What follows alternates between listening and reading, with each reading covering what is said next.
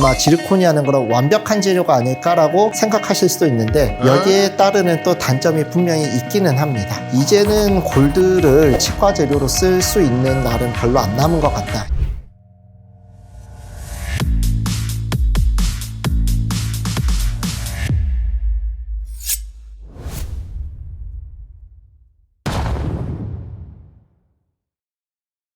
안녕하십니까? 치과의 성지연 채널의 성지연 원장입니다. 오늘은 보철 치료, 그 중에서도 이제 끝판왕이라고 할 수 있는 크라운 치료에 대해서 개요를 설명드리고요. 크라운 치료에 사용되는 재료에 관해서 이제 환자분들이 문의를 많이 주세요. 세부적인 재료의 종류까지는 힘들겠지만 어떤 큰 계열의 대략적인 특성 정도는 아시면은 우리 환자분께서 본인 치료 재료를 선택하심에 있어서 도움이 될 것 같아서 그런 내용을 준비했습니다. 치아를 씌우는 치료를 이제 크라운이라고 하죠. 우리 자동차 사고를 한번 생각해 볼게요. 자동차 사고가 났는데 범퍼가 조금 찌그러지거나 깨진 정도가 있고 아예 이제 차체의 어떤 주요 프레임이 상해가지고 차체에 대한 어떤 보강 자체가 필요한 경우도 있잖아요. 크라운 같은 경우는 주요 구조까지도 많이 상해서 주요 구조에 대한 어떤 보강이 필요할 때 쓰는 치료라고 생각을 하시면 될 것 같습니다. 치아의 주요 구조가 많이 상했거나 아니면은 치아가 씹는 힘이나 외력에 의해서 쪼개지고 있는 거에 대한 보호를 위해서 크라운을 씌우는 경우도 있고요. 그리고 또 하나는 신경 치료를 하게 되면은 신경 입구로 가는 접근로를 확보하기 위해서 치아 씹는 면에 접근로가 이렇게 뚫리게 되거든요. 치아의 주요 구조가 많이 약해지기 때문에 그때는 치아를 다시 보강하는 작업, 즉 크라운 치료가 필요하다고 생각해 주시면 될 것 같습니다.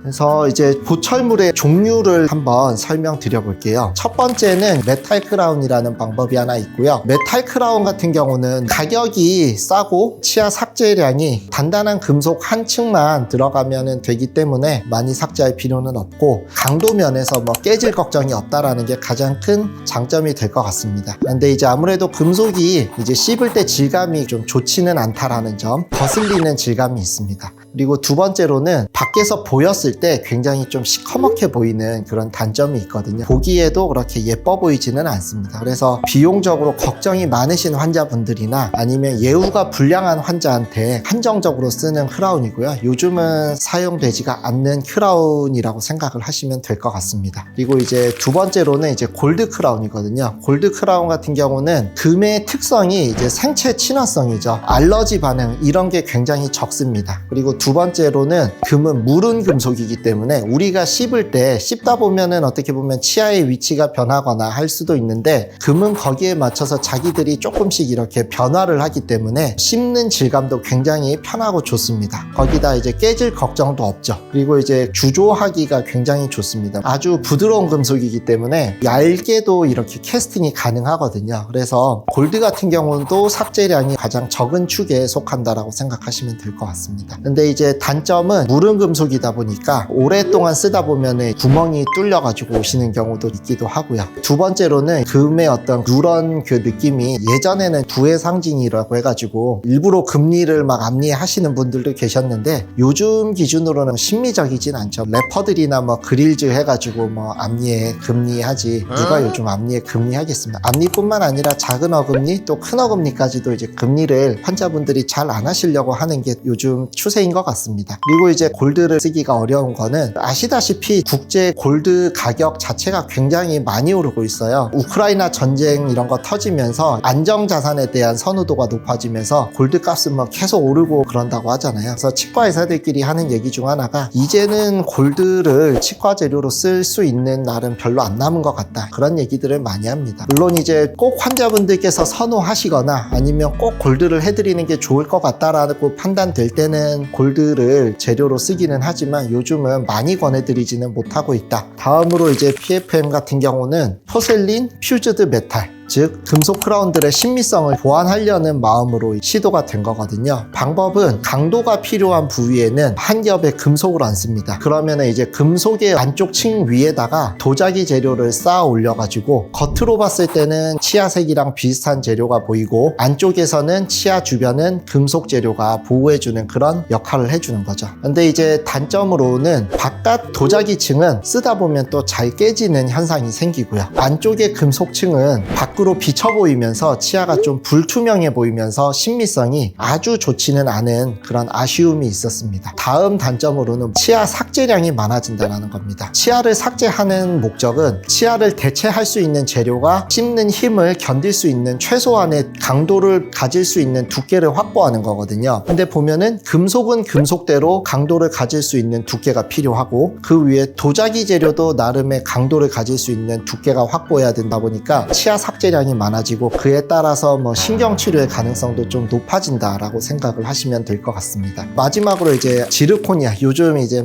대세라고 할 수 있죠. 가장 각광받고 있고, 사실 치과 의사 입장에서도 지르코니아라는 재료가 생기면서 재료 선택에 대한 고민이 많이 줄어든 것도 사실이긴 합니다. 강도하고 신미성을 두 개 다 어느 정도는 만족시켜주기 때문에 그렇습니다. 보시면 아시다시피 치아색을 상당히 잘 재현해주고 있습니다. 그리고 안쪽에 PFM처럼 금속층이 들어가지 않기 때문에 PFM보다 신미성도 높은 편이기도 하고요. 강도 면에서는 지르코니아의 주요 구조 자체가 다이아몬드가 탄소로 이루어졌다라고 하잖아요. 근데 지르코니아도 주요 구성 요소가 탄소라고 해요. 그래서 다이아몬드만큼은 아니지만 상당한 강도를 보여주고 있습니다. 이렇게 말씀드리니까 아마 지르코니아는 그럼 완벽한 재료가 아닐까라고 생각하실 수도 있는데 여기에 따르는 또 단점이 분명히 있기는 합니다. 이 지르코니아의 재료 자체가 워낙에 이제 단단한 재료다 보니까 반대편 맞닿는 치아가 상당히 마모가 되거나 부담이 되는 경우가 좀 있기는 하거든요. 그래서 지르코니아 치아를 할 때는 맞닿는 치아랑 높낮이, 교합이라고 하죠. 이 부분에 대해서 세밀하게 조절하고 신경 써야 되는 부담감이 생기기는 합니다. 그러면은 임플란트 치료에는 어떤 이제 재료를 쓰는가에 대해서 한번 설명을 드려볼게요. 예전에는 이제 골드도 쓰기도 했었다라고 하더라고요. 물론 골드가 어금니 보철의 어떤 골든 스탠다드기는 한데요. 그때는 사실은 임플란트의 수가도 지금보다 2배, 3배 이상 비쌌을 때였고 골드 가격도 워낙 이제 지금보다는 저렴할 때 가능했던 얘기고 요즘은 대부분은 지르코니아를 선택을 많이 하시는 것 같습니다. 그리고 보험 임플란트 같은 경우는 PFM 재료를 해주라고 이제 지정을 해놨거든요. PFM도 종종 진행하게 되는 것 같습니다. 앞니 같은 경우는 가능하면은 PFM보다는 지르코니아로 선택하시는 비중이 가장 높은 것 같고요.